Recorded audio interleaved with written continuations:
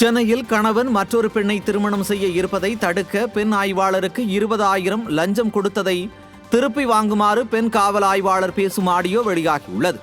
பழைய பல்லாவரத்தைச் சேர்ந்த திவ்யா தனது கணவரான மணிவாளனுக்கு வேறொரு திருமணம் நடக்க இருப்பதாக கூறி அதனை தடுத்து நிறுத்துமாறு சங்கர் நகர் அனைத்து மகளிர் காவல் நிலையத்தில் புகார் அளித்துள்ளார். இதற்காக திவ்யா காவல் ஆய்வாளருக்கு 20,000 லஞ்சம் கொடுத்ததாக கூறப்படுகிறது. இந்த நிலையில் தன் ஜூனியர் அலுவலர்களுக்கு இந்த விஷயம் தெரிய வந்ததாக கூறி இதனையடுத்து காவல் ஆய்வாளர் பணத்தை திருப்பி தந்துவிடுகிறேன் என்று பேசும் ஆடியோ வெளியாகி பரபரப்பை ஏற்படுத்தியிருக்கிறது. சொல்லுங்க மேடம்.